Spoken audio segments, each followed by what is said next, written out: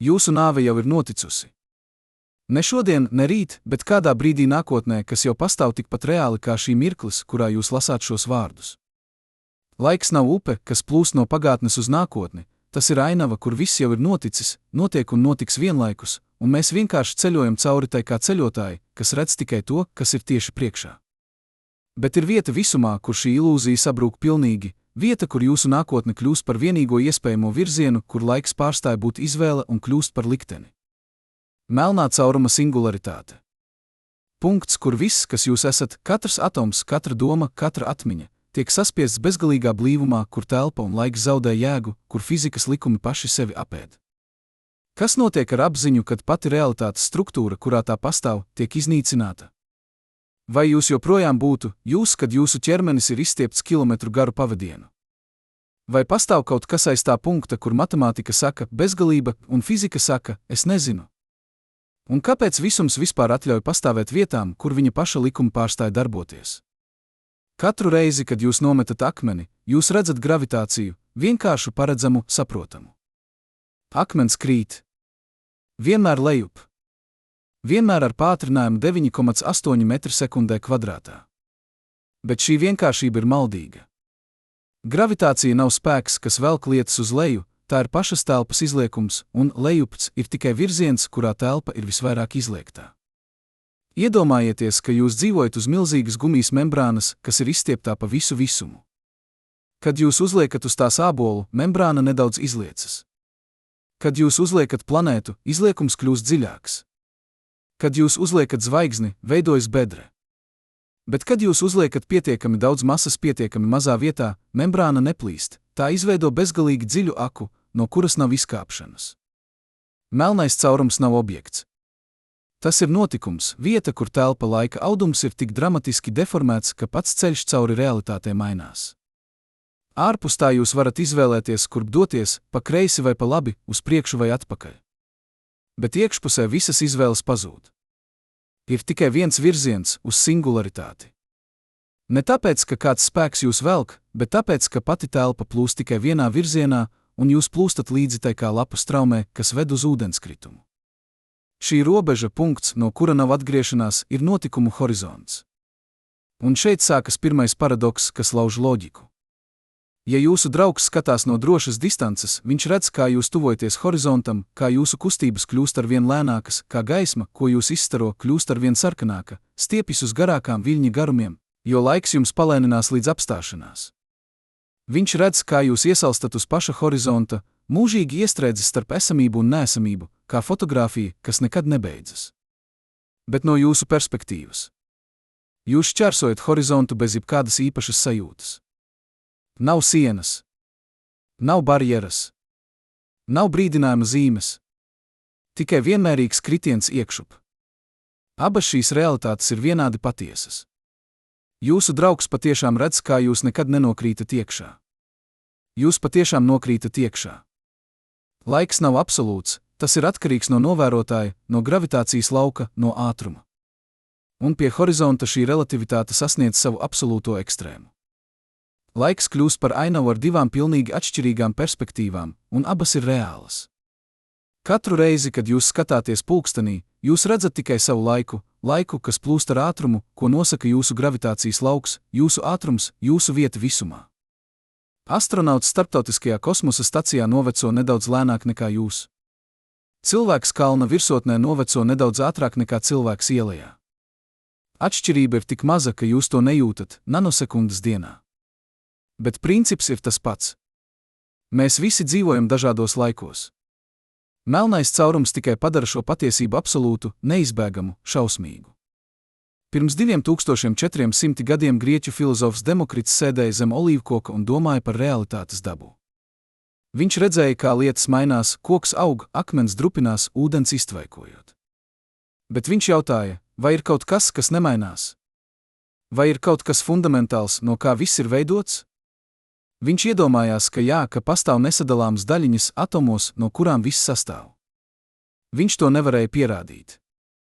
Viņam nebija mikroskopa, nebija instrumentu, nebija pat matemātikas. Bet viņam bija intuīcija, dziļa, neskaidrojama sajūta, ka aiz haosa slēpjas kārtība. Šī intuīcija, šī ticība, ka visums ir saprotams, ir pavadiena, kas savieno visu zinātnes centienos cauri gadsimtiem. No Demokrits līdz Ņūtonam, no Einsteina līdz Hokingam, mēs esam meklējuši likumus, kas pārvalda realitāti. Un katrs atklājums ir bijis gan atbilde, gan jauns jautājums. 18. gadsimtā angļu dabas filozofs Džons Mičels aprēķināja kaut ko dīvainu. Viņš zināja, ka gaisma ir ātrums aptuveni 300,000 km/sekundē. Viņš zināja, ka gravitācija ietekmē visu. Un viņš uzdeva jautājumu, vai var pastāvēt zvaigzne tik masīva, ka pat gaisma nevar no tās izbēgt. Viņš aprēķināja, ka jā, ja zvaigzne būtu pietiekami blīva, tās bēgšanas ātrums pārsniegtu gaismas ātrumu. Viņš nosauca to par tumšo zvaigzni. Viņš nevarēja zināt, cik tuvu viņš bija patiesībai, un cik daudz viņš tomēr nesaprata. Jo gaisma nav tikai daļiņas, kas kustas cauri telpai. Tā ir arī viļņi. Tā ir arī enerģija. Tā ir arī pats telpa laika audums. Un kad Alberts Einsteins 1915. gadā publicēja savu vispārīgo relativitātes teoriju, viņš parādīja, ka gravitācija nav spēks, tā ir telpa laika ģeometrija. Masīvi objekti izliec telpu ap sevi kā smaga bumba uz izstieptas palagvirsmas. Einsteins strādāja viens, bez laboratorijas, bez teleskopu, tikai ar papīru, zīmuli un prātu. Viņš iedomājās, kā būtu braukt ar gaismas ātrumu. Viņš iedomājās, kā būtu krist brīvā kritienā. Viņš iedomājās, kā laiks un telpa varētu būt saistīti, ne divas atsevišķas lietas, bet viens vienots audums – telpa laiks. Un no šīm vienkāršām domām viņš izveidoja vienādojums, kas aprakstīja visu visumu. Bet pat Einsteins nebija gatavs visām sekām. Tikai dažus mēnešus pēc viņa publikācijas vācu fiziķis Kārls Švarcšilds, karojot Pirmā pasaules kara frontē, atrisināja Einsteina vienādojums precīzi. Viņš strādāja naktīs, aprēķinot artilērijas trajektorijas dienā un visuma likumus naktī.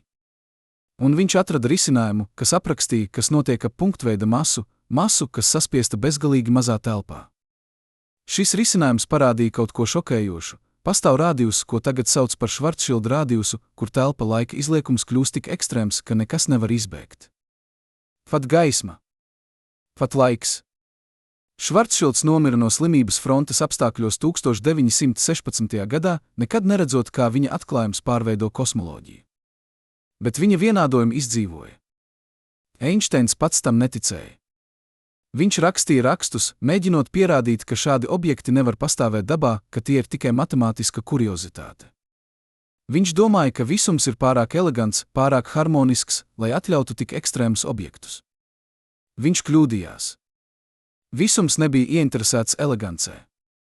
Visums vienkārši pastāvēja, ar visām savām ekstrēmajām iespējām. Gadu desmitiem zinātnieki uzskatīja melno caurumu par teorētisku iespējamību, nevis realitāti. Bet tad 50. gados viņi sāka saprast, kas notiek ar zvaigznēm, kad tām beidzas kurināmais. Maza zvaigzne, līdzīga mūsu Saulei, kļūs par balto punduri, objektu, kas ir tik blīvs, ka teikarota tās matērijas sver tonu. Lielāka zvaigzne kļūst par neitronu zvaigzni, objektu tik blīvu, ka teikarota tās matērijas sver tikpat daudz kā visi cilvēki uz Zemes kopā. Bet kas notiek ar vēl masīvākām zvaigznēm? Ar zvaigznēm, kas ir 20, 30, 50 reizes masīvākas par Sauli. Amerikāņu fiziķis Roberts Oppenheimers un viņa students Hartlands Snaiders 1939. gadā pierādīja, ka šādas zvaigznes nevar apstāties. Kad tām beidzas kurināmais, tās sabrūk. Elektroni tiek iespiedīši protonos, veidojot neitronus. Bet ja masa ir pietiekami liela, pat neitronu deģenerācijas spiediens nevar apturēt sabrukumu. Matērija turpina saspiesties. Un saspiesties. Līdz tā sasniedz punktu, kur gravitācija kļūst tik spēcīga, ka telpa laiks pats sevi ieliec iekšup. Veidojas notikumu horizonts. Un centrā singularitāte. Lai saprastu, kas notiek melnajā caurumā, vispirms ir jāsaprot, kas ir telpa. Ne telpa kā tukšums starp lietām, bet telpa kā lieta pati par sevi, dinamisks, elastīgs audums, kas var izliekties, viļņoties, pat plīst. Katru reizi, kad jūs pacelat roku, jūs pārvietojat telpu. Katru reizi, kad jūs elpojat, jūsu ķermenis izliec telpu ap sevi, tik nedaudz, ka tas ir neizmērāms, bet tas notiek. Iedomājieties, ka jūs dzīvojat uz milzīgas gumijas membrānas. Kad jūs uzliekat uz tās ābolu, membrāna nedaudz izliecas, veidojot seklu bedri. Citas mazākas lietas, ogas, rieksti, kas ripo garām, tiek nedaudz novirzītas uz šo bedri. Ne tāpēc, ka ābols tās pievilks, bet tāpēc, ka pati membrāna ir izliekta un tās virsma ved uz bedri. Tagad iedomājieties, ka jūs uzliekat uz membrānas bowlinga bumbu. Bedra kļūst dziļāka. Slīpums kļūst stāvāks. Mazās lietas, kas ripo garām, tagad krīt bedrē, ja tās ir pārāk tuvu. Tā ir gravitācija, ne spēks, kas darbojas attālumā, bet telpa laika ģeometrija. Saule nepievelk Zemi ar neredzamu virvi, tā izliec telpu ap sevi, un Zeme vienkārši seko šai izliektajai telpai, kā lodīte, kas ripo pa izliektā bļodā. Bet kas notiek, ja jūs turpināt pievienot masu? Ja jūs uzliekat ar vien smagākas bumbas uz membrānas? Bedra kļūst dziļāka. Slīpums kļūst stāvāks. Un kādā brīdī, ja masa ir pietiekami liela un saspiesta pietiekami mazā telpā, bedra kļūst tik dziļa, ka tās malas kļūst vertikālas. Tā vairs nav bedre. Tā ir bezdibeņa aka. Tā ir vieta, no kuras nekas nevar izkāpt, jo augšup vairs nepastāv kā virziens. Šī robeža punkts, no kura nav atgriešanās, ir notikumu horizonts. Un šeit sākas paradoksi, kas lauž mūsu ikdienas loģiku. No ārpuses skatoties, horizonts izskatās kā virsma, tumša, noslēpumaina sfēra. Bet ja jūs šķērsotu šo horizontu, jūs nejustu neko īpašu. Nav sienas. Nav barjeras. Nav fiziskas robežas. Jūs vienkārši turpinātu krist. Tas ir tāpēc, ka notikumu horizonts nav objekts, tas ir ģeometriska robeža. Punkts, kur telpa laika izliekums kļūst tik ekstrēms, ka visi ceļi, pat gaismas ceļi, ved tikai vienā virzienā, uz singularitāti. Katru reizi, kad jūs izliejat ūdeni izlietnē un skatāties, kā tas griežas ap noteku, jūs redzat mazo modeli tam, kas notiek ap melno caurumu. Ūdens griežas arvien ātrāk, tuvojoties centram, līdz tas pazūd caurumā. Bet atšķirībā no izlietnes, melnā cauruma noteka ir bezgalīgi dziļa.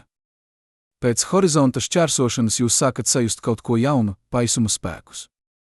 Jūsu kājas, kas ir nedaudz tuvāk singularitātei nekā jūsu galva, piedzīvo nedaudz spēcīgāku gravitāciju. Šī atšķirība ir maza sākumā, tik maza, ka jūs to pat nepamanītu. Bet tā aug eksponenciāli.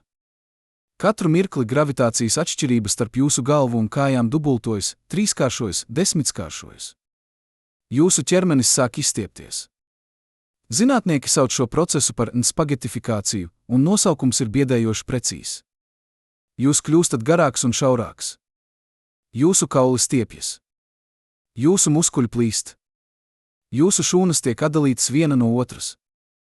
Un tad jūsu molekulas. Un tad jūsu atomi. Līdz jūs esat pārvērsts vienā garā plānā pavadienu, kas stiepjas uz singularitāti kā kosmiska stīga. Bet tas nav tikai fiziska sāpe. Tas ir eksistenciāla transformācija. Jo jūsu ķermenis nav tikai matērijas kaudze, tas ir sarežģīta struktūra, kur katrs atoms ir precīzā vietā, kur katrs molekuls veic precīzu funkciju. Jūsu atmiņas ir kodētas jūsu smadzeņu neironu savienojumos. Jūsu domas ir elektrisko impulsu plūsma cauri šiem savienojumiem. Jūsu apziņa, viss, kas jūs esat, pastāv šajā struktūrā. Kad šī struktūra tiek iznīcināta, kas paliek? Vai ir kaut kas, kas turpina piedzīvot, kad pati pieredzes struktūra ir pārrāvta? Katru reizi, kad jūs aizmirstat sapni, jūs piedzīvojat mazo nāvi, brīdi, kad pieredze, kas šķita reāla, pazūd bez pēdām. Bet tas, kas notiek singularitātē, ir pilnīga iznīcināšana, ne tikai atmiņu zaudēšana, bet pašas iespējas atcerēties iznīcināšana. Un tomēr mēs nezinām, kas patiešām notiek singularitātē. Jo visi fizikas likumi, kas apraksta visumu, sabrūk šajā punktā. Einšteina vienādojumi dod atbildi bezgalība, un bezgalība nav atbilde, tā ir matemātikas veids teikt, es nezinu. Singularitāte ir vieta, kur blīvums kļūst bezgalīgs, kur gravitācija kļūst bezgalīga, kur telpa un laiks vairs nav atdalāmi. Bet fizikā bezgalības parasti nozīmē, ka kaut kas ir nepareizi ar teoriju. Tāpat kā Ņūtona gravitācijas teorija sabruka, kad mēs mēģinājām to pielietot ļoti lieliem ātrumiem vai ļoti spēcīgiem gravitācijas laukiem, Einšteina teorija, iespējams, sabrūk singularitātē. Mums vajag jaunu teoriju, kas apvieno vispārīgo relativitāti ar kvantuma mehāniku, teoriju, kas var aprakstīt, kas notiek, kad gravitācija kļūst tik spēcīga, ka kvantuma efekti kļūst svarīgi. Šāda teorija vēl neeksistē. Mēs tuvojamies tai ar stīgu teoriju, ar cilpu kvantuma gravitāciju, ar citiem modeļiem. Bet pagaidām singularitāte paliek vieta, kur mūsu zināšanas beidzas un sākas mistērija. Vieta, kur fizika pārvēršas filozofijā. Vieta, kur jautājums, kas notiek, pārvēršas jautājumā, kas ir iespējams. Bet, lai patiešām saprastu, kā šī vieta darbojas, mums jāiegremdējas dziļāk par vārdiem un metaforām. Jāskatās uz pašu mehāniku, kas pārvērš telpu par lamatām un laiku par virzienu, no kura nav bēgšanas. Jo melnais caurums nav vienkārši stipra gravitācija, tas ir fundamentāla telpu laika pārstrukturēšana, kur paši koordinātu asi mainās vietām kā dejotāji, kas pēkšņi maina lomas. Iedomājieties, ka jūs dzīvojat pasaulē, kur uz priekšu pēkšņi kļūst par uz leju, un jūs nevarat apstāties krist, jo apstāšanās vairs nav iespējama virziena izvēle, tā ir kļuvusi par laika apstāšanos, kas ir tikpat neiespējama kā apturēt pulksteņa rādītāju kustību ar gribu. Tas nav tikai spēcīgs vilciens. Tas ir pašas iespēju telpas sabrukums. Un šī sabrukuma mehānika atklāja kaut ko vēl dziļāku par visuma dabu, ka telpa un laiks nav skatuve, uz kuras notiek notikumi, bet gan dinamiski dalībnieki, kas paši tiek veidoti un pārveidoti ar matēriju un enerģiju. Katrs atoms jūsu ķermenī izliec telpu ap sevi, tik nedaudz, ka jūs to nekad nejūtat. Bet, kad miljardi saules masu sakrājas vienā punktā, šis izliekums kļūst par plaisu, par virpuļi, par bezdibeņi, kas rī pašu realitāti. Katru reizi, kad jūs griezāt papīru ar šķērēm, jūs redzat līdzīgu principu, materiāls pretojās līdz kritiskajam punktam, pēc kura tas pēkšņi padodas un pārplīst. Melnā cauruma notikumu horizonts ir šis kritiskais punkts telpu laika audumā, robeža, pēc kuras pretestība kļūst bezjēdzīga, jo pati pretestības iespēja ir izzudusi. Šī mehānika sākas ar vienu vienkāršu principu, ko Einsteins formulēja: masa saka telpai, kā izliekties, un telpa saka masai, kā kustēties.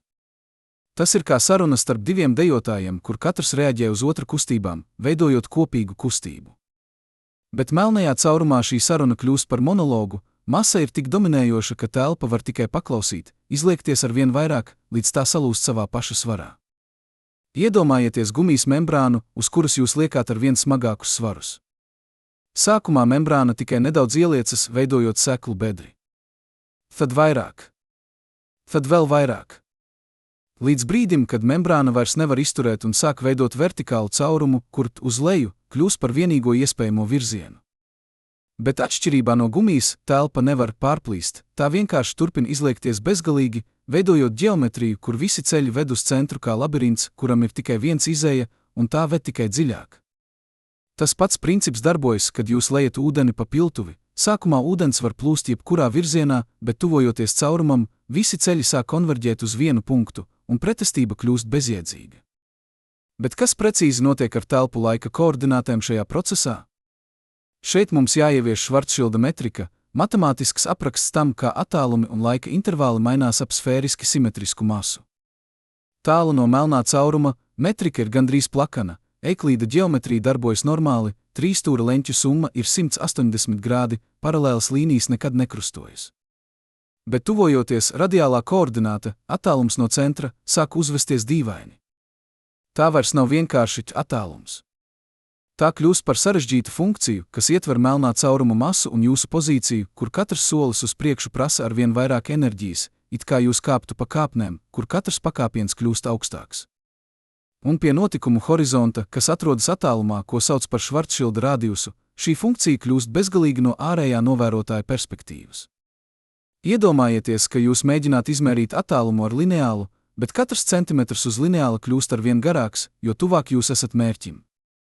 Pirmais centimetrs ir 1 centimetrs. Otrais ir 2 centimetri. Trešais ir 4. Ceturtais ir 8. Līdz brīdim, kad jūs sasniedzat punktu, kur nākamais centimetrs ir bezgalīgi garš, jūs nekad nevarat to šķērsot, neatkarīgi no tā, cik ilgi jūs mēģināt. Tas ir tas, kas notiek ar radiālo attālumu pie notikumu horizonta no ārējā novērotāja perspektīvas. Bet no krītošā objekta perspektīvas, izmantojot citas koordinātas, šķērsošana notiek galīgā laikā, dažas stundas supermilzīgam melnajam caurumam, mikrosekundes mazākam.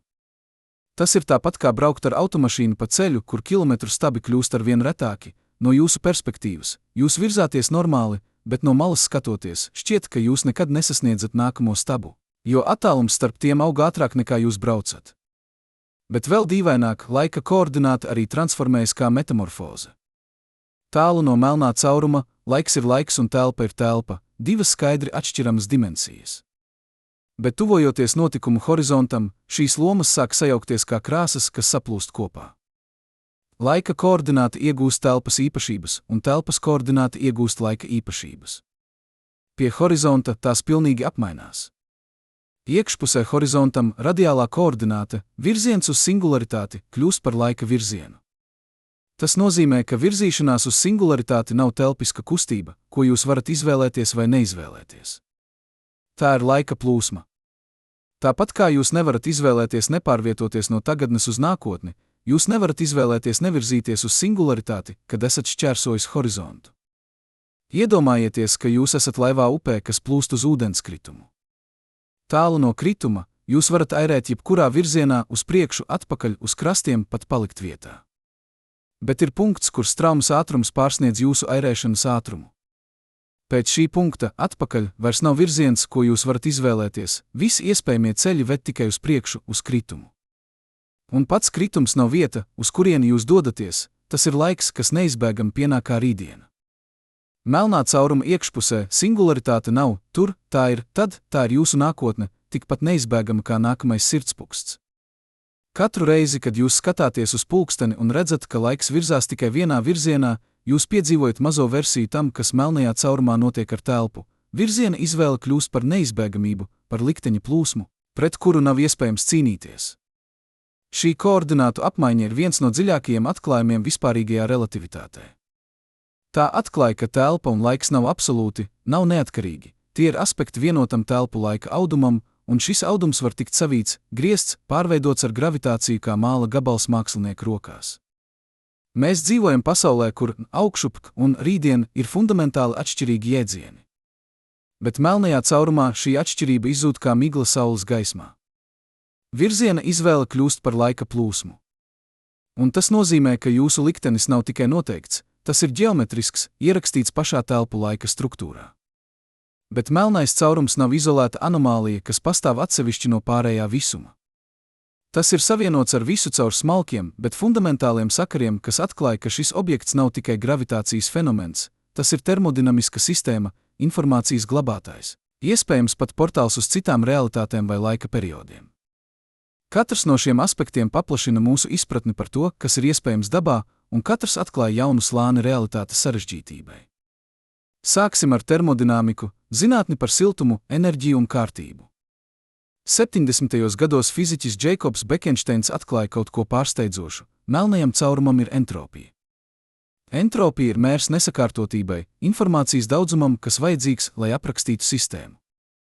Parasti objekta entropija ir proporcionāla tā tilpumam, jo lielāks objekts, jo vairāk veidu, kā tā iekšējās daļiņas var būt sakārtotas, jo vairāk informācijas vajag, lai aprakstītu tā stāvokli. Bet melnā cauruma entropija ir proporcionāla tā notikumu horizonta laukumam, nevis tilpumam. Tas ir dziļi neparasti. Tas nozīmē, ka visa informācija par to, kas iekritis melnajā caurumā, ir kaut kādā veidā kodēta uz divdimensiju virsmas, horizonta, kā grāmata, kas uzrakstīta uz sfēras ārējās sienas. Iedomājieties bibliotēku, kur visas grāmatas ir uzrakstītas uz ārējām sienām, nevis glabātas iekšpusē plauktos. Jūs domātu, ka lielāka bibliotēka var saturēt vairāk grāmatu, jo tai ir lielāks tilpums, vairāk plauktu, vairāk vietas. Bet melnā cauruma bibliotēkā grāmatu skaits ir noteikts ar sienu laukumu, ne ar iekšējo telpu. Tas ir holografiskais princips, ideja, ka trīsdimensiju realitāte var būt pilnībā kodēta uz divdimensiju virsmas kā hologramma, kas rada trīsdimensiju attēlu no plakanas plates.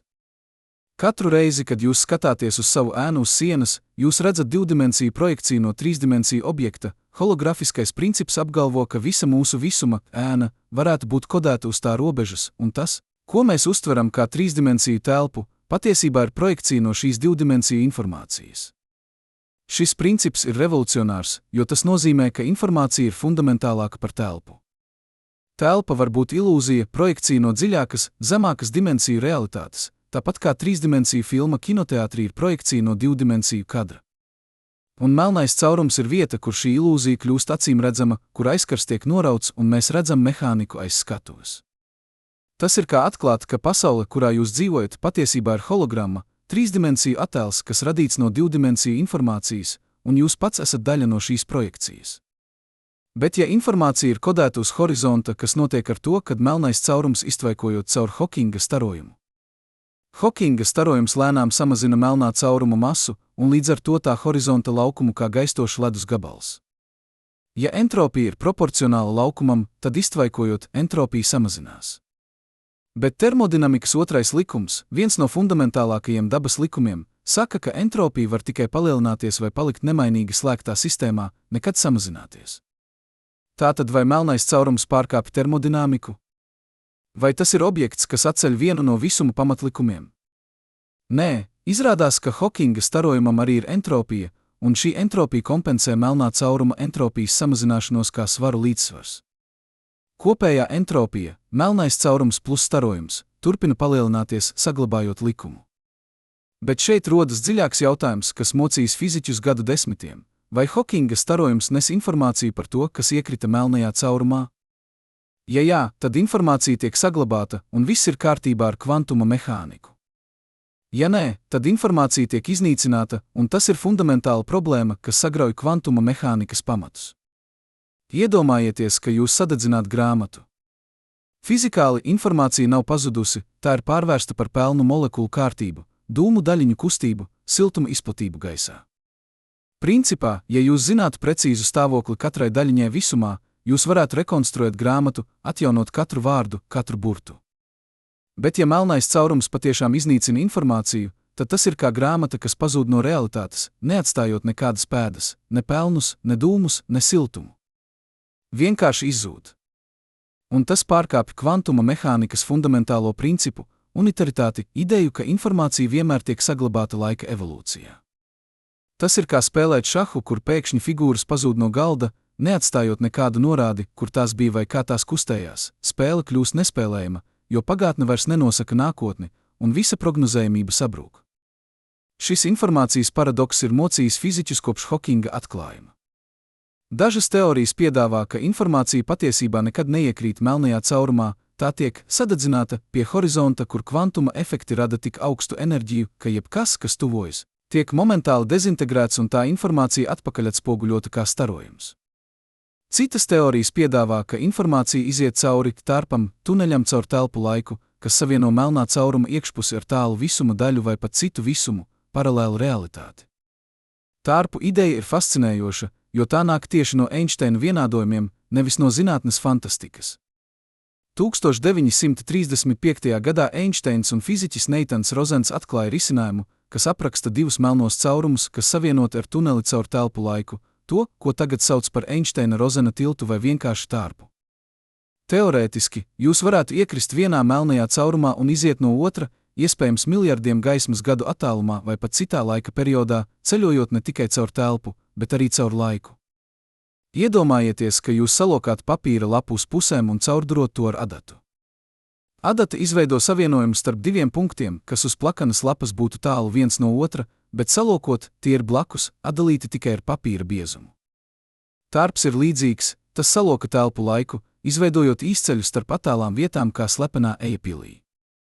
Katru reizi, kad jūs ejat caur durvīm no vienas istabas uz citu, jūs izmantojat vienkāršu versiju šī principa, savienojumu starp divām vietām, kas citādi būtu atdalītas ar sienu, un jums būtu jāiet apkārt. Bet vai tārpi patiešām eksistē? Vai tie ir stabili? Vai caur tiem var ceļot? Atbildes ir sarežģītas un neskaidras.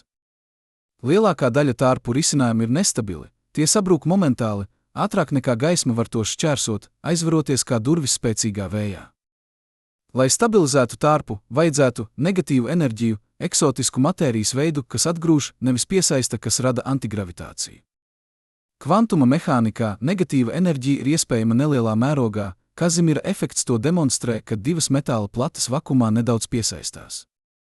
Bet vai to var radīt pietiekamā daudzumā, lai stabilizētu makroskopisku tārpu? Mēs nezinām. Tas paliek atvērts jautājums. Un visbeidzot, melnais caurums savieno mūs ar kvantuma sapinājumu, fenomenu, kur divas daļiņas kļūst tik cieši saistītas, ka vienas stāvokļa izmērīšana momentāli ietekmē otras stāvokli, neatkarīgi no attāluma starp tām. Einsteins to sauca par spocīgu darbību attālumā un neticēja, ka tas var būt reāls. Bet eksperimenti ir pierādījuši, ka sapinājums ir reāls, tas ir fundamentāla kvantuma mehānikas īpašība, ne kļūda vai ilūzija.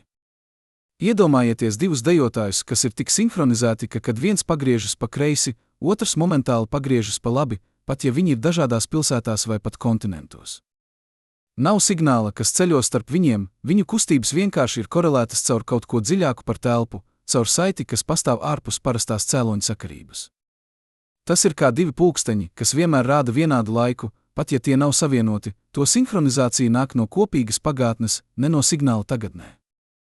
Tagad fiziķi ir atklājuši, ka tārpi un sapinājums var būt divas vienas un tās pašas lietas dažādas perspektīvas, divi veidi, kā aprakstīt to pašu fundamentālo saiti. Divas sapinātas daļiņas var būt savienotas ar mikroskopisku tārpu caur telpu laiku.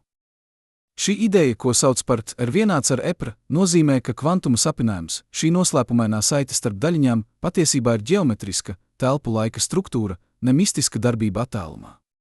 Tas nozīmē, ka kvantuma mehānika un gravitācija nav atsevišķas teorijas, bet divas vienas realitātes aspekti, divi veidi, kā skatīties uz to pašu fundamentālo audumu. Katru reizi, kad jūs jūtat, ka kāds domā par jums un pēc mirkļa viņš piezvanīt, jūs piedzīvojat mazo versiju šī principa, ne telepātiju, bet dziļu savienojumu, kas pastāv zem virsmas realitātes. Ja tas ir taisnība, tad melnais caurums nav tikai gravitācijas objekts. Tas ir kvantuma sistēma, milzīga sapināta struktūra, kur katrs atoms, kas jebkad iekritis, joprojām ir savienots ar ārpasauli caur nematomas telpu laika pavadienus kā zirnekļu tīkls. Un šie pavadieni veido tīklu, kas iespējams ir pašas telpas pamats. Telpa nav pamata arēna, tā ir radīta no sapinājuma, no savienojumiem starp kvantuma sistēmām, no informācijas plūsmas. Tas ir kā saprast, ka audums, no kura darinātas jūsu drēbes, patiesībā sastāv no pavadieniem, pavadieni ir fundamentālāki par audumu, un bez tiem audums neeksistētu. Melnais caurums atklāja šos pavadienu, parādot, ka telpa pati ir austa struktūra, dinamisks process, nevis statisks fons. Un tas nozīmē, ka visums ir daudz savstarpēji saistītāks, nekā mēs jebkad iedomājāmies, katrs punkts savienots ar katru citu caur nematomo tīklu, un melnais caurums ir vieta, kur šis tīkls kļūst redzams, kur saites kļūst tik spēcīgas, ka tās izliec pašu realitāti. Bet visas šīs saites, visi šie sakari, visa šī elegantā matemātika un dziļā fizika ved mūs pie viena galvenā jautājuma, kas pārsniedz zinātni un ienāk filozofijas teritorijā. Jautājums nav tikai, kā melnais caurums darbojas, vai ko tas dara ar matēriju un laiku. Jautājums ir dziļāks, personiskāks, eksistenciālāks, ko melnais caurums māca mums par mūsu vietu visumā. Par mūsu spēju saprast, par robežām starp zināmo un nezināmo. Jo katru reizi, kad mēs domājam, ka esam atrisinājuši noslēpumu, melnais caurums atklāja jaunu slāni, jaunu paradoksu, jaunu robežu. Tas ir kā spogulis, kas atspoguļo ne tikai kosmosu, bet arī mūsu pašu apziņas ierobežojumus. Un šajā atspoguļojumā mēs redzam kaut ko pārsteidzošu, ka tie paši principi, kas valda melnajā caurumā, izliekums, sabrukums, transformācija, informācijas saglabāšana, darbojas arī mūsu dzīvēs, mūsu attiecībās, mūsu sabiedrībās. Melnais caurums nav tikai kosmisks fenomens. Tas ir universāls princips, kas atkārtojas visos līmeņos, no atomiem līdz civilizācijām.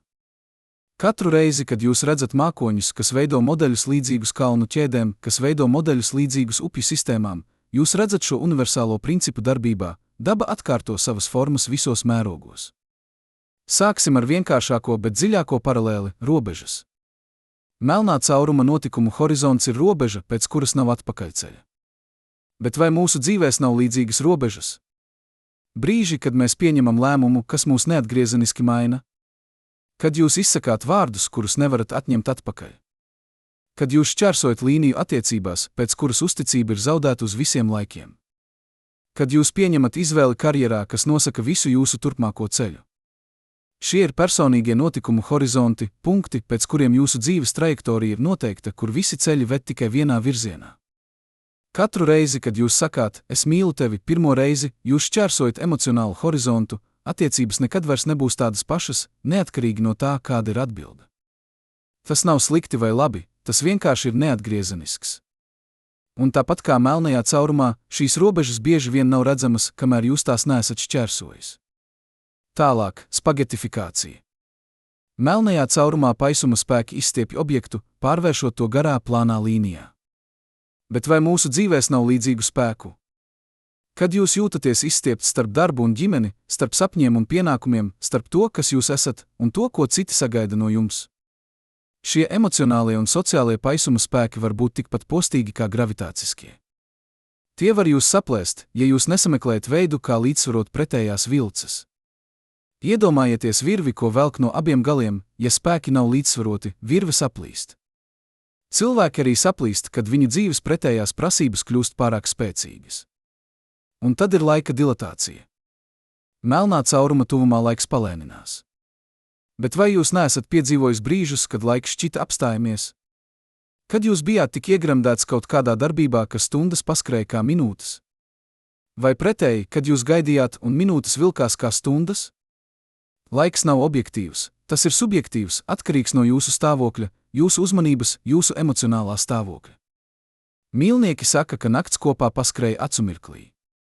Cietumnieki saka, ka diena šūnā ilgst mūžību. Tas ir tas pats princips, kas darbojas melnajā caurumā, laiks ir relatīvs pret novērotāju. Katru reizi, kad jūs zaudējaties grāmatā vai filmā un pēkšņi apzināties, ka ir pagājušas 3 stundas, jūs piedzīvojat savu laika dilatāciju, jūsu apziņa izliecas ap stāstu, mainot jūsu laika uztveri. Bet visdziļākā paralēle ir informācijas paradoks. Melnajā caurumā mēs nezinām, vai informācija tiek saglabāta vai iznīcināta. Mūsu dzīvēs mēs saskaramies ar līdzīgu jautājumu, vai mūsu pieredze, mūsu atmiņas, mūsu identitāte patiešām paliek vai tā pazūd.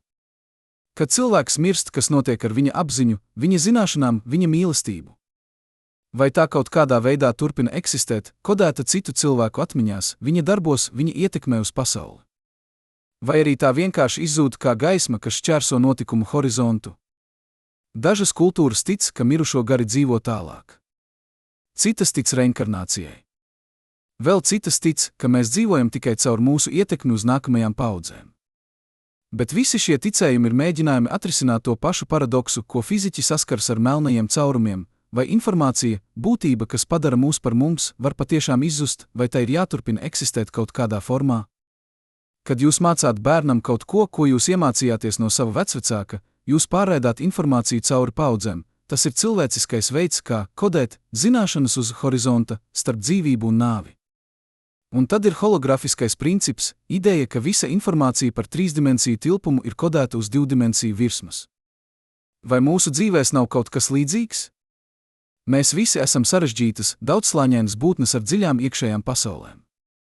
Bet citi mūs redz tikai caur mūsu virsmu, mūsu vārdiem, mūsu darbībām, mūsu sejas izteiksmēm. Visa mūsu iekšējā bagātība ir kaut kādā veidā kodēta šajā ārējā projekcijā. Un bieži vien cilvēki mūs nepareizi saprot, jo viņi redz tikai virsmu, ne dziļumu. Tas ir kā mēģināt saprast okeānu, skatoties tikai uz tā virsmu, viļņi un krāsa dod norādes, bet patieso dziļumu var zināt tikai iegremdējoties.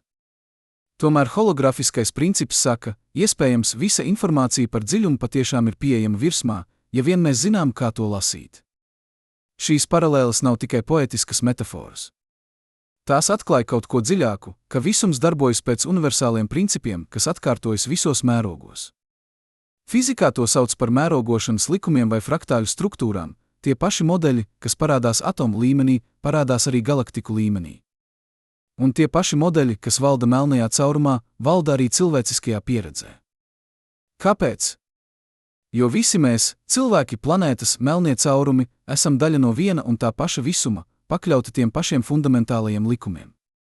Gravitācija, kas izliec telpu ap melno caurumu, ir tā pati gravitācija, kas tur jūs pie Zemes. Entropija, kas palielinās melnajā caurumā, ir tā pati entropija, kas palielinās jūsu istabā, ja jūs to neuzkopjat. Informācijas saglabāšana, kas ir problēma melnajā caurumā, ir tā pati problēma, kas moka jūs, kad jūs mēģināt saglabāt atmiņas par mīļoto cilvēku. Katru reizi, kad jūs redzat mākoņus, kas veido modeļus līdzīgus kalnu ķēdēm, kas veido modeļus līdzīgus upju sistēmām, jūs redzat šo universālo principu darbībā, daba atkārto savas formas visos mērogos. Un tas nozīmē, ka izpētot melno caurumu, mēs neizpētām tikai kosmosa objektu. Mēs izpētām pašus pamatus tam, kā realitāte darbojas. Mēs izpētām, kā vienkārši likumi var radīt sarežģītas struktūras. Kā kārtība var rasties no hausa. Kā informācija var tikt saglabāta pat ekstremālos apstākļos. Kā robežas definē iespējamību telpu. Kā transformācija ir neizbēgama, bet nevienmēr iznīcinoša. Šīs ir ne tikai zinātniskas atziņas. Tās ir dzīves mācības. Jo ja melnais caurums var pārvērst matēriju, bet saglabāt informāciju, tad iespējams mēs arī varam pārvērsties caur dzīves grūtībām, bet saglabāt savu būtību. Ja notikumu horizonts ir robeža, pēc kuras nav atpakaļceļa, tad iespējams mums jāiemācās pieņemt mūsu izvēles un dzīvot ar to sekām. Ja laiks ir relatīvs, tad iespējams mums jāpārstāj uztraukties par pulksteni un jāsāk dzīvot pēc mūsu iekšējā ritma. Melnais caurums māca mums, ka visums ir vienlaikus nežēlīgs un skaists. Tas iznīcina struktūras, bet rada jaunas. Tas uzliek robežas, bet atklāj iespējamības. Tas ir vieta, kur viss beidzas, bet arī vieta, kur viss sākas. Jo katrs melnais caurums, kas veidojas no sabrukušas zvaigznes, ir arī vieta, kur matērija tiek pārstrādāta, kur enerģija tiek pārveidota, kur iespējams rodas jauni visumi caur kvantuma tuneļiem. Katru reizi, kad jūs redzat koku, kas aug caur betona plaisām, jūs redzat šo principu: dzīvība atrod ceļu pat caur iznīcību, transformācija ir iespējama pat neiespējamos apstākļos. Un tas ved mūs pie pēdējā dziļākā jautājuma: kas ir singularitāte? Ne fizikālā singularitāte melnā cauruma centrā, bet eksistenciālā singularitāte, punkts, kur visi mūsu jēdzieni sabrūk, kur mūsu valoda kļūst bezspēcīga, kur mūsu izpratne sasniedzas savu robežu. Jo katram no mums ir savas singularitātes, brīži, kad dzīve kļūst tik intensīva, tik pārveidojoša, ka mēs vairs nevaram to aprakstīt ar parastiem vārdiem. Mīlestība var būt singularitāte. Zaudējums var būt singularitāte. Radīšana var būt singularitāte. Jebkurš brīdis, kad jūs jūtaties pilnībā dzīvs, pilnībā klātesošs, pilnībā pārveidots. Katru reizi, kad jūs piedzīvojat kaut ko tik dziļu, ka vārdi šķiet niecīgi, dzimšanu, nāvi, atklāsmi, sabrukumu, jūs saskaraties ar savu personīgo singularitāti, punktu, kur parastā izpratne beidzas un sākas kaut kas jauns. Un iespējams tas ir melnā cauruma galvenais mācījums, ka ir lietas, kas pārsniedz izpratni, bet ne pieredzi. Ka mēs varam piedzīvot to, ko nevaram izskaidrot. Ka noslēpums nav trūkums, bet iezīme, ne kaut kas, kas jāatrisina, bet kaut kas, kas jāpieņem. Ka robežas starp zināmo un nezināmo nav sienas, kas jānojauc, bet horizonti, kas jāizpēta. Melnais caurums nav vieta, kur kosmos beidzas. Tas ir vieta, kur kosmos atklāja, ka beigas un sākumi ir viena un tā pati lieta. Ka iznīcība un radīšana ir viena procesa divas puses. Ka robežas nav šķēršļi, bet portāli. Un ka lielākā noslēpums nav tas, ko mēs nezinām, bet tas, ka mēs joprojām varam jautāt. Tātad, kad jūs nākamreiz skatāties nakts debesīs un domājat par melnajiem caurumiem, kas slēpjas starp zvaigznēm, atcerieties, jūs neskatāties uz kaut ko svešu un attālu. Jūs skatāties uz spoguļi. Spoguļi, kas atspoguļo jūsu pašu spēju transformēties, jūsu pašu robežas, jūsu pašu noslēpumus. Un iespējams tieši šajā atspoguļojumā, starp zināmo un nezināmo, starp gaismu un tumsu, starp būtni un nebūtni, mēs atrodam to, kas padara mūs cilvēciskus, spēju brīnīties. Spēju jautāt. Spēju meklēt nozīmi pat tur, kur nozīme šķiet neiespējama. Jo galu galā, vai tas nav tas, kas mēs esam? Ne tikai atomi un molekulas, ne tikai ķermeņi un smadzenes, bet jautājumi, kas staigā. Noslēpumi, kas meklē citus noslēpumus. Apziņa, kas cenšas saprast pati sevi. Un melnais caurums ar visu tā šausmu un skaistumu, ar visu tā iznīcību un radīšanu, ar visu tā noslēpumu un atklāsmi, ir vislielākais spogulis, ko visums mums ir devis. Kas notiktu, ja jūs patiešām proniktu melnā cauruma sirdī? Iespējams jūs atklātu, ka jūs jau esat tur. Ka katrs no mums dzīvo uz savas personīgās singularitātes malas, kur pagātne un nākotne satiekas, kur iespējamais un neiespējamais saplūst, kur mēs esam vienlaikus novērotāji un novērotie, jautātāji un atbildes. Un iespējams tieši šajā paradoxālajā eksistencē, uz robežas starp zināšanām un brīnumiem, mēs atrodam to, ko meklējam, ne atbildes, bet labāku jautājumu.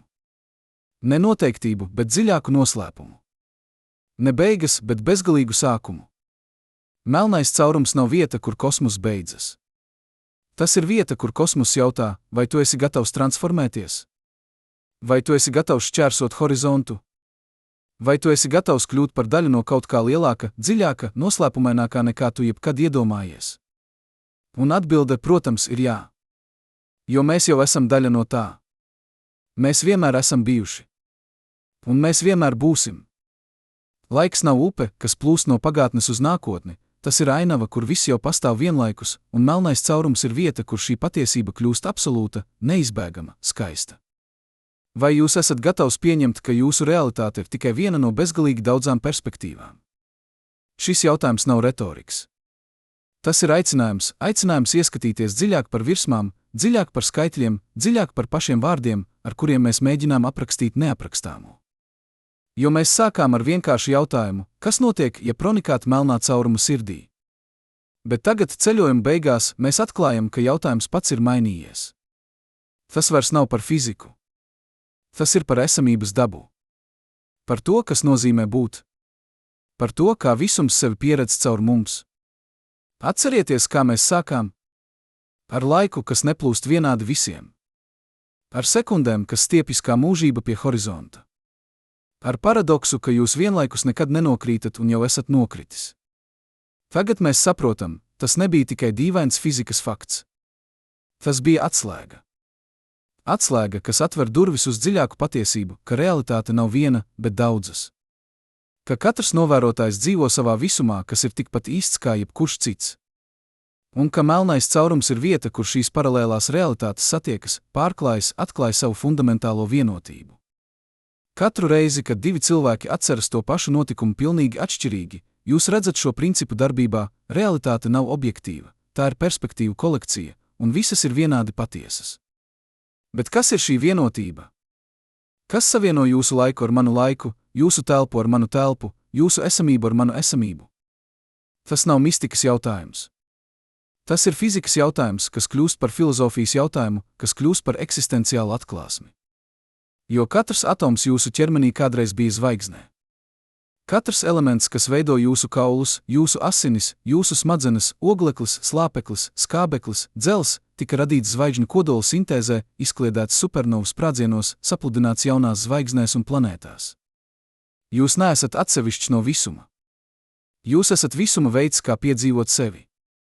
Un tomēr pēc visa šī ceļojuma cauri matemātikai un metaforām, cauri fizikai un filozofijai, mēs atgriežamies pie tā paša jautājuma, ar kuru sākām, bet tagad ar pārveidotu izpratni. Laiks neeksistē ne tādā veidā, kā jūs domājat. Bet tagad mēs zinām, ka tas nenozīmē, ka laiks ir ilūzija. Tas nozīmē, ka laiks ir daudz dziļāks, daudz reālāks, daudz noslēpumainākāks nekā vienkārša pulksteņa rādītāja kustība. Laiks ir ainava, kurā mēs ceļojam.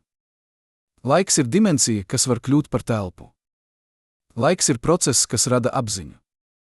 Un melnais caurums ir vieta, kur laiks atklāja savu patiesību, ka tas nav ārēja upe, kas plūs garām mums, bet mūsu pašu eksistences audums. Kas tas nozīmē būt? Kas tas nozīmē pastāvēt vietā, kur pati esamība kļūst neskaidra? Mēs runājām par spageti efektu, par atomu saplēšanu, par apziņas izzušanu. Bet varbūt tas ir pārāk vienkāršs skatījums. Varbūt apziņa nav tikai neironu aktivitāte. Varbūt tā ir process, informācijas apstrādes process, kas var notikt dažādās formās, dažādos substrātos, dažādos visumos. Iedomājieties, ka jūsu apziņa ir melodija. Ne konkrēts notis, ne konkrēts instruments, bet pats raksts, secība, struktūra, attiecības starp elementiem. Šo melodiju var spēlēt uz klavierēm, uz violas, uz sintezatora. Tā paliek tā pati melodija, lai gan fiziskais substrāts mainās. Varbūt apziņa ir līdzīga. Varbūt tā var spēlēt uz dažādiem substrātiem, uz neironiem, uz kvantu laukiem, uz pašas telpa laika struktūras. Un varbūt, kad jūsu fiziskais ķermenis tiek iznīcināts melnajā caurumā, melodija turpinās, ne kā koherenta pieredze, bet kā informācijas raksts, iespiedies visuma audumā. Katru reizi, kad jūs klausāties mūziku un jūtat, kā tā jūs pārveido, atcerieties, jūs neesat tikai ķermenis. Jūs esat arī raksts, struktūra, process. Un procesi var turpināties, pat kad to fiziskais nesējs mainās. Bet vai singularitāte patiešām ir beigas? Vai tā ir vieta, kur viss beidzas, kur likumi sabrūk, kur realitāte zaudē jēgu? Vai arī tā ir vieta, kur sākas kaut kas jauns, kaut kas, ko mēs nevaram iedomāties, jo mūsu iedomi ierobežo mūsu pieredzi ar šo visumu? Varbūt singularitāte nav punkts, bet portāls. Ne beigas, bet pāreja. Varbūt katrs melnais caurums ir sēkla jaunam visumam, visumam ar saviem likumiem, savām konstantēm, savu telpa laika struktūru. Varbūt lielais sprādziens, kas radīja mūsu visumu, bija baltais caurums, izvēršanās no iepriekšējā visuma melnā cauruma.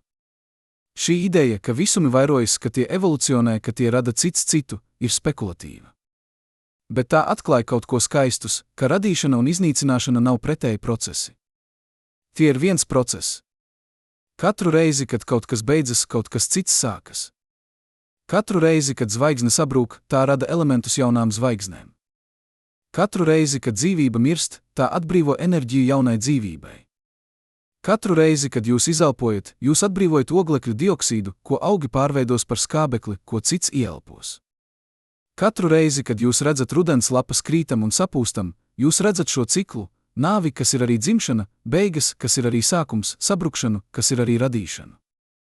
Melnais caurums ir tikai šī cikla kosmiskā versija, vieta, kur vecs visums beidzas un jauns sākas, kur matērija pāriet enerģijā, kur enerģija pāriet informācijā, kur informācija pāriet uz kaut ko, ko mēs vēl nezinām. Uz kaut ko, ko varbūt nekad neuzzināsim. Uz noslēpumu. Un varbūt tas ir skaistākais atklājums. Ne ka mēs esam atrisinājuši noslēpumu, bet ka esam sapratuši tā dziļumu. Jo kas ir zināšanas? Vai tās ir faktu uzkrāšana? Vai tās ir vienādojuma atrisināšana? Vai arī tās ir spēja redzēt dziļāk, jautāt labākus jautājumus, pieņemt lielāku noslēpumu? Mēs dzīvojam laikmetā, kad zinām vairāk par visumu nekā jebkad agrāk. Mēs esam izmērījuši tā vecumu 14 miljardi gadu. Mēs esam kartējuši tā struktūru, galaktikas, galaktiku kopas, kosmiskais tīkls. Mēs esam fotografējuši melno caurumu. Mēs esam dzirdējuši gravitācijas viļņus. Mēs esam atklājuši tūkstošiem planētu ap citām zvaigznēm. Un tomēr ar katru atklājumu noslēpums nemazinās. Tas padziļinās. Mēs atklājam tumšo matēriju, nemanāmu matēriju, kas veido 85% no visas matērijas visumā. Mēs atklājam tumšo enerģiju, noslēpumainu spēku, kas pātrina visumu paplašināšanos. Mēs atklājam, ka viss, ko mēs varam redzēt un izmērīt, ir tikai 5% no tā, kas pastāv. Pārējie 95% ir noslēpums. Katru reizi, kad jūs skatāties uz nakts debesi un apzināties, ka lielākā daļa no tā, kas tur ir neredzama jums, atcerieties, nezināšana nav neveiksme. Tā ir aicinājums. Aicinājums turpināt meklēt, turpināt jautāt, turpināt brīnīties. Jo brīnums nav bērnišķība. Tas ir gudrība. Tas ir spēja redzēt, cik daudz vēl ir jāatklāj. Tas ir pieņemt, ka visums ir dziļāks nekā jebkura teorija, plašāks nekā jebkura vienādojums, noslēpumainākāks nekā jebkura izskaidrojums. Un melnais caurums ir šī brīnuma manifestācija, vieta, kur visi mūsu jēdzieni sabrūk, kur mūsu valoda kļūst bezspēcīga, kur mūsu izpratne sasniedzas savu robežu. Un tomēr mēs turpinām jautāt. Mēs turpinām meklēt. Mēs turpinām brīnīties. Bet kas tas viss nozīmē jums? Jums, kas dzīvojat uz mazas planētas, kas riņķo ap vidēju zvaigzni, kas atrodas vidējā galaktikā, kas ir tikai viena no 2 triljoniem galaktiku novērojamajā visumā. Kas tas nozīmē jūsu ikdienas dzīvei, jūsu rūpēm, jūsu sapņiem? Varbūt tas nozīmē, ka jūs esat vērtīgāks nekā domājat. Jo jūs neesat tikai putekļu grauds kosmiskajā tukšumā. Jūs esat veids, kā visums sevi apzinās. Jūs esat punkts, kur matērija kļūst tik sarežģīta, ka tā var domāt par sevi, jautāt par sevi, brīnīties par sevi. Jūs esat visuma acis, kas skatās atpakaļ uz sevi. Un tas ir brīnums, kas ir tikpat dziļš kā jebkurš melnais caurums, tikpat noslēpumains kā jebkura singularitāte. Katru reizi, kad jūs apstājaties un patiešām redzat kaut ko, saulēktu, bērna smaidu, zvaigžņu gaismu, kas ceļojas tūkstošiem gadu, lai sasniegtu jūsu aci, jūs piedalāties kosmiskajā procesā. Jūs neesat ārpus visuma, skatoties iekšā. Jūs esat visuma iekšpuse, kas pamostas sev. Un šī pamodināšanās ir tikpat svarīga kā jebkurš fizikālais process, jo bez apziņas visums būtu tikai notikumu virkne bez nozīmes, bez skaistuma, bez brīnuma. Varbūt tas nozīmē, ka jūsu izvēles ir svarīgākas nekā domājat. Jo ja visums patiešām ir savienots, ja katrs atoms ir saistīts ar katru citu atomu caur telpa laika audumu, caur gravitācijas laukiem, caur kvantu sapinumu, tad jūsu darbības ietekmē visu. Ne tieši, ne acīm redzami, bet fundamentāli. Katru reizi, kad jūs izvēlaties laipnību pār cietsirdību, radīšanu pār iznīcināšanu, savienojumu pār atdalīšanu, jūs mainiet visuma audumu. Jūs pievienojat savu pavadienu lielajam rakstam. Un varbūt tas nozīmē, ka nāve nav tas, ko mēs domājam. Mēs runājām par to, kas notiek ar apziņu melnajā caurumā, kā tā tiek saplēsta, izkliedēta, pārveidota. Bet tas pats notiek ar katru nāvi. Jūsu ķermenis sabrūk. Jūsu atomi tiek atbrīvoti. Jūsu enerģija atgriežas visumā. Un varbūt, tikai varbūt, informācija, kas bija jūsu raksts, kas bija jūsu apziņa, nekad patiešām nepazūd. Varbūt tā vienkārši pāriet citā formā, iespiedusies visuma audumā, gaidot, līdz kāds vai kaut kas to atklās. Tas nav apgalvojums par dzīvi pēc nāves. Tas nav reliģisks solījums. Tas ir fizikālā iespēja, kas izriet no informācijas saglabāšanas principa. Ja informācija patiešām nevar pazust, ja tā tikai pāriet no vienas formas uz citu, tad viss, kas jūs esat, viss, kas jūs bijāt, viss, kas jūs būsit, paliek visumā mūžīgi. Nekā koherenta apziņa. Nekā atmiņas, ko jūs varat atcerēties. Bet kā raksts, kas ir iespiedies pašā realitātes audumā.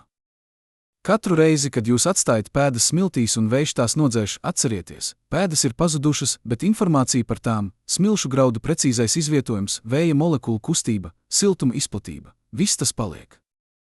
Izkaisīts. Praktiski neatgūstams. Bet ne iznīcināts. Nekad iznīcināts. Jo visums neko neaizmirst. Tas tikai pārveido. Un šī pārveidošana ir mūžīga deja starp esamību un neesamību, starp zināšanām un noslēpumu, starp gaismu un tumsu. Melnais caurums ir šīs dejas kulminācija, vieta, kur pārveidošana kļūst absolūta, kur robežas starp pretējībām izzūd, kur viss, kas šķita atsevišķs, atklājas kā vienots. Tātad, kas notiek, ja pronikāt melnā cauruma sirdī? Jūs kļūstat par daļu no lielākā stāsta. Stāsta par to, kā matērija kļūst par enerģiju, kā enerģija kļūst par informāciju, kā informācija kļūst par apziņu, kā apziņa kļūst par jautājumu, kā jautājums kļūst par meklējumu, kā meklējums kļūst par atklājumu, kā atklājums kļūst par brīnumu. Jūs kļūstat par atgādinājumu, ka robežas, ko mēs uztveram kā absolūtas, ir tikai perspektīvas jautājums. Ka laiks nav absolūts. Ka telpa nav absolūta. Ka pat esamība un neesamība nav absolūtas kategorijas, bet spektra gali, starp kuriem pastāv bezgalīgi daudz stāvokļu. Jūs kļūstat par liecību tam, ka visums ir dīvaināks, dziļāks, brīnišķīgāks nekā mēs varam iedomāties. Ka katrs atklājums atklāja jaunu noslēpumu. Ka katrs atbildētais jautājums rada 10 jaunus jautājumus. Ka zināšanas nav ceļš uz noteiktību, bet ceļš uz dziļāku brīnumu. Un varbūt, tikai varbūt, jūs kļūstat par daļu no tā, kā visums radīs sevi no jauna. Jo ja melnie caurumi patiešām ir portāli uz jauniem visumiem, ja singularitātes patiešām ir sēklas jaunām realitātēm, tad katrs atoms, kas šķērso horizontu, katrs informācijas bits, kas tiek kodēts uz horizonta virsmas, katrs raksts, kas tiek iespiedis telpa laika audumā, viss tas kļūst par sastāvdaļu nākamajam visumam. Jūsu matērija. Jūsu enerģija. Jūsu informācija. Jūsu apziņa. Viss pāriet tālāk. Un šī pāriešana nav beigas. Tā ir transformācija. Tā ir turpinājums. Tā ir mūžīgā cikla daļa, kas savieno visu, kas ir bijis, ar visu, kas būs. Katru reizi, kad jūs elpojat, jūs ieelpojat atomus, kas kādreiz bija daļa no dinozauriem, no okeāniem, no zvaigznēm. Un kad jūs izelpojat, jūs atbrīvojat atomus, kas kļūs par daļu no nākotnes mežiem, dzīvniekiem, cilvēkiem. Jūs neesat izolēta sala. Jūs esat plūsma. Jūs esat process. Jūs esat pārēja. Laiks nepastāv. Ne tādā veidā, kā jūs domājat. Bet tas, kas pastāv, saite starp visu, kas ir bijis, viss, kas ir, un viss, kas būs, ir mūžīgs. Tas ir audums, kas savieno katru atomu ar katru citu atomu, katru mirkli ar katru citu mirkli, katru apziņu ar katru citu apziņu. Un melnais caurums ir vieta, kur šis audums atklāja savu patiesību. Nekā vienkāršu struktūru. Nekā vieglu atbildi. Bet kā bezgalīgi sarežģītu, bezgalīgi skaistus, bezgalīgi noslēpumainu tīklu, kas stiepjas no mazākās kvantu daļiņas līdz lielākajam galaktiku kopam, no lielā sprādziena līdz tālākajai nākotnei, no pirmās apziņas uzliesmojuma līdz pēdējai domai, kas jebkad tiks domāta. Jūs esat daļa no šī tīkla. Ne maza daļa. Ne nenozīmīga daļa, bet būtiska daļa. Jo bez jums, bez jūsu unikālās perspektīvas, jūsu unikālās pieredzes, jūsu unikālā veida, kā būt, visums būtu nepilnīgs. Tam pietrūktu tieši tā pavadiens, ko tikai jūs varat pievienot. Un katru reizi, kad jūs skatāties uz zvaigznēm un jūtat to dziļo savienojumu, to sajūtu, ka jūs piederat šeit, ka jūs esat daļa no kaut kā lielāka, jūs nejūtat ilūziju. Jūs jūtat patiesību. Patiesību, ko atklāja fizika, ko apstiprina matemātika, ko demonstrē melnais caurums. Jūs neesat atsevišķs. Jūs nekad neesat bijis atsevišķs.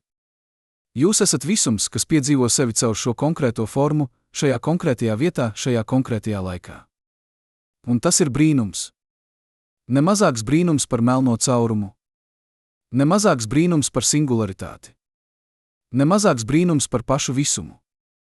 Jo jūs esat veids, kā bezgalīgais kļūst galīgs, kā mūžīgais kļūst īslaicīgs, kā universālais kļūst personīgs.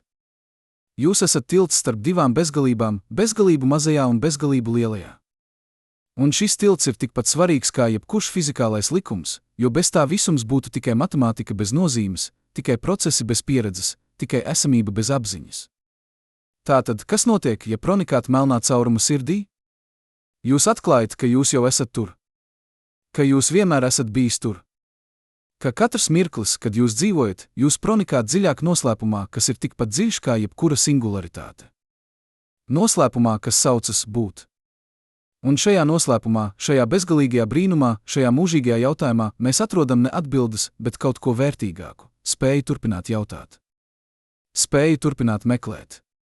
Spēju turpināt brīnīties. Jo galu galā, vai tas nav tas, kas mēs esam? Jautājumi, kas staigā. Noslēpumi, kas meklē citus noslēpumus. Apziņa, kas cenšas saprast pati sevi. Un melnais caurums ar visu tā šausmu un skaistumu ir vislielākais spogulis, ko visums mums ir devis. Spogulis, kas atspoguļo ne tikai kosmosu, bet arī mūs pašus. Un iespējams tieši šajā atspoguļojumā, starp zināmo un nezināmo, starp gaismu un tumsu, starp būtni un nebūtni, mēs atrodam to, kas padara mūs cilvēciskus, spēju brīnīties. Spēju jautāt. Spēju meklēt nozīmi pat tur, kur nozīme šķiet neiespējama. Un katru reizi, kad jūs skatāties uz nakts debesi, atcerieties, jūs neskatāties uz kaut ko svešu. Jūs skatāties uz mājām. Jo zvaigznes, kas mirdzē tur augšā, ir tās pašas zvaigznes, kas radīja atomus jūsu ķermenī. Un melnais caurums, kas slēpjas starp tām, ir tas pats process, kas notiek jūsu dzīvē, transformācija, pāreja, mūžīgā deja starp esamību un kļūšanu.